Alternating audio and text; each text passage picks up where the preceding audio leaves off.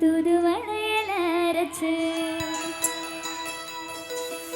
தொண்டையில தான் நினைச்சு மாமன் கிட்ட பேச போற மணிக்கணக்கா. இந்த பாட்டு நான் எதுவுமே பாடுறதில்லை.